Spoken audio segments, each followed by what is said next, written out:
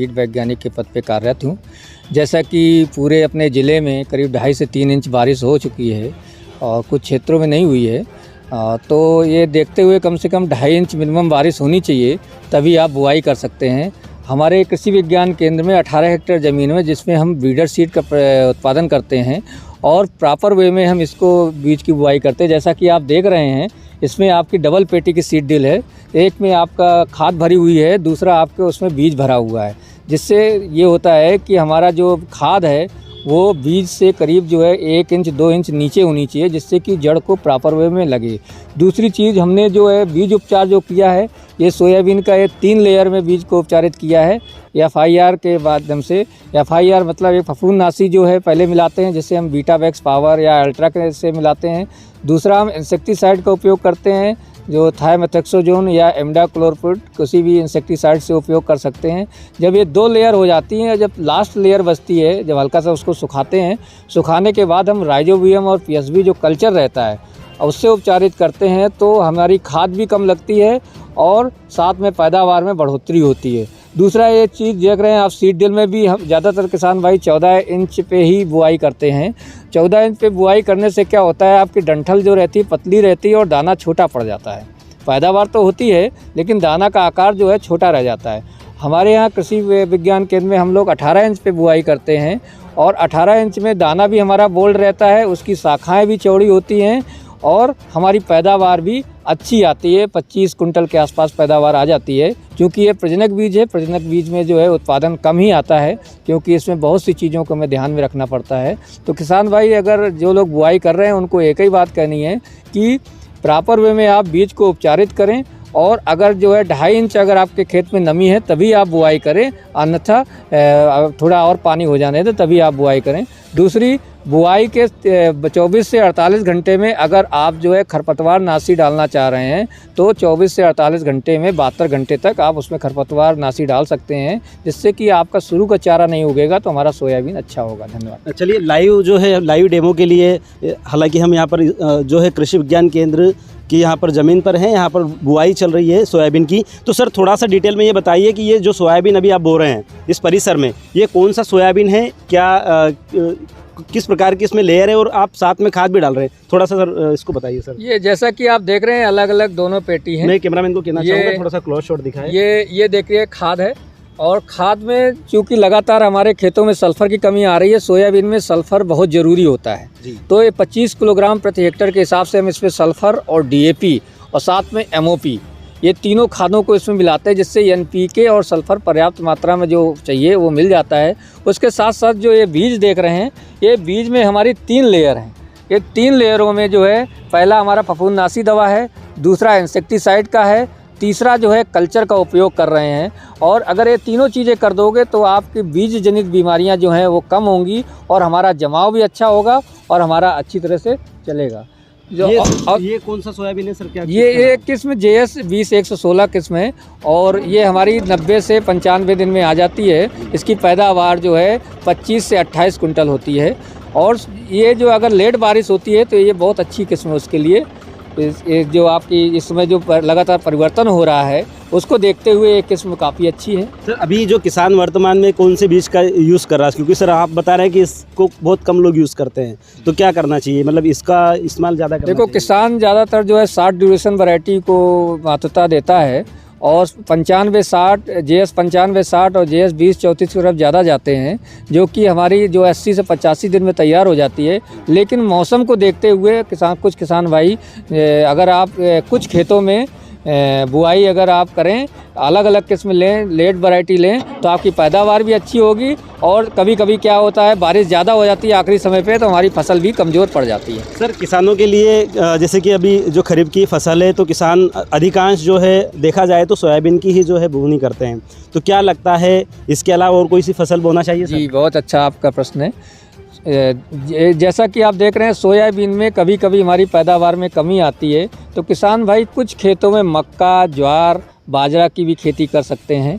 आजकल जो हमारा पूरा देश जो है वर्ल्ड मिलेट डे बना रहा है, जिसमें हम मोटे अनाज को महत्वता दे रहे हैं किसानों के लिए, और लगातार स्वास्थ्य भी खराब हो रहा है लोगों का। तो इसको ध्यान में रखते हुए अगर किसान भाई मक्का, ज्वार, बाजरा ये सब भी बीच बीच में लाएं, कुछ खेतों में लगाएं, तो हमारा बैलेंस भी रहेगा। और कभी कभी अगर सोयाबीन फ्लॉप होता है तो इस फसलों से हम पैदावार भी ले सकते हैं और अपनी इनकम बढ़ा सकते हैं। क्या लगता है सर, अभी वर्तमान में बारिश के बाद कितने प्रतिशत किसानों ने बोनी कर दी होगी सर? लगभग 60 से 70% लोगों ने जो है बुआई कर दी है, और सही उचित समय है, सही समय पे मानसून आया है और किसानों की पैदावार भी अच्छी आने की संभावना है। सर, सोयाबीन की फसल को लेके किसानों के लिए कुछ जो अवेयरनेस के लिए कोई मैसेज सर आपका? जो किसान भाई बुआई कर रहे हैं वो प्रॉपर वे में बीज उपचारित करके ही बोएं, जिससे कि जमाव अच्छा होगा।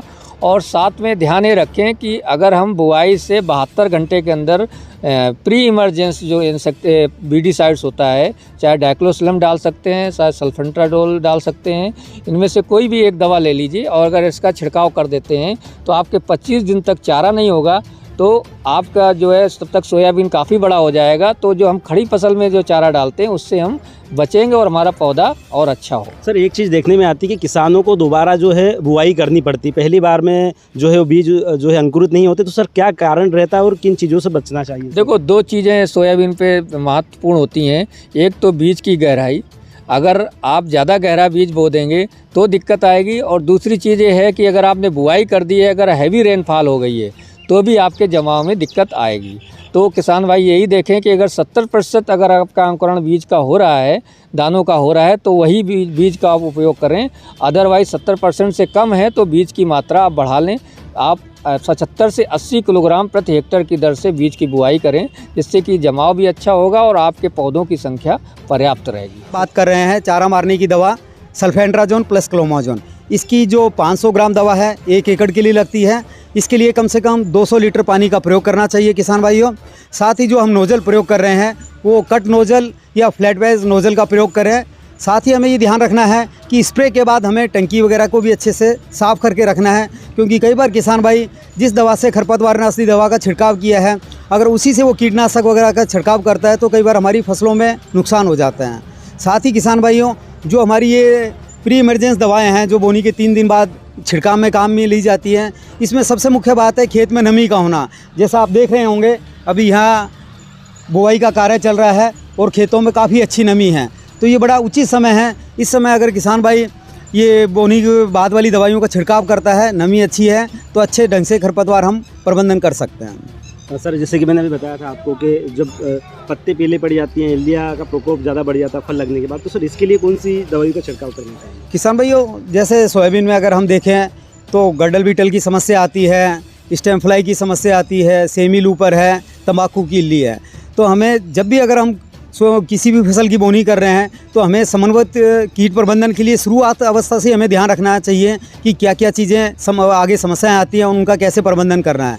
जैसे सबसे बड़ी मुख्य बात है कि हम किसी भी फसल की बोनी कर रहे हैं तो सर्वप्रथम हम सही तरीके से बीज उपचार करके बोनी करें, ताकि अगर सही तरीके से बीज उपचारित किया है तो खड़ी फसल में कई सारी बीमारियों का प्रकोप नहीं आएगा। जैसे हम सोयाबीन की बात करें तो इसमें हम FIR पत्ती से हम फफूंदनाशक दवा का प्रयोग करते हैं। उसके बाद कीटनाशक में थायमेथोक्सम दवा का प्रयोग करते हैं और कल्चर के रूप में राइजोबियम PSB कल्चर का प्रयोग करते हैं। जो फफूंदनाशक दवा है वो शुरुआती अवस्था में जो भी रूट रोट है, डैम्पिंग ऑफ है, कोलो रोट है, इन बीमारियों से बचाव करती है।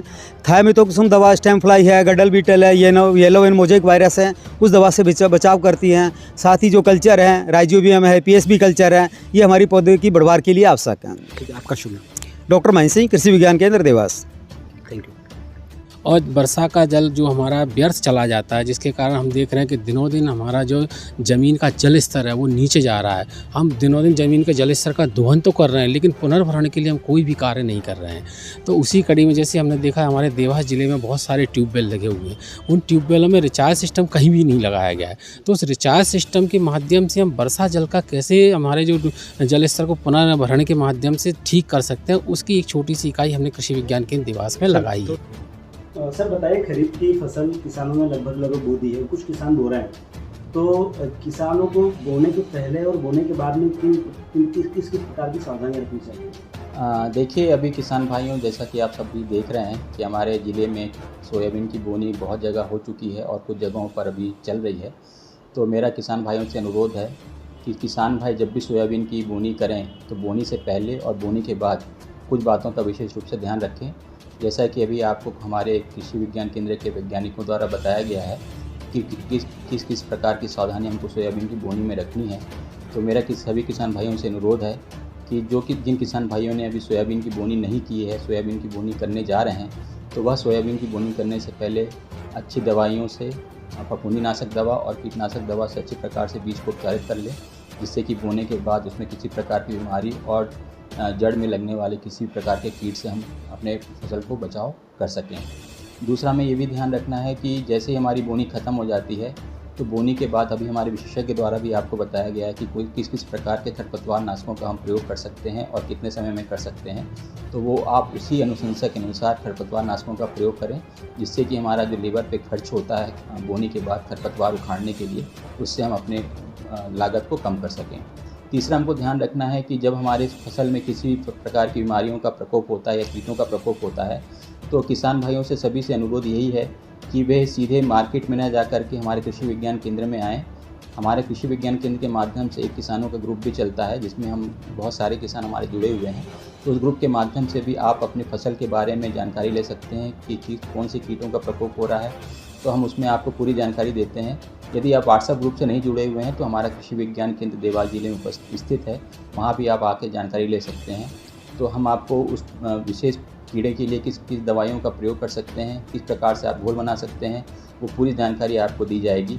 साथ ही समय समय पर हमारे कृषि विज्ञान केंद्र पे फसल उत्पादन संबंधित प्रशिक्षण भी आयोजित किए जाते हैं, जिस पे हम किसान भाइयों को प्रैक्टिकल करके और अपने खेत में भ्रमण करा करके उनको पूरी सोयाबीन की उन्नत खेती की जानकारी देते हैं।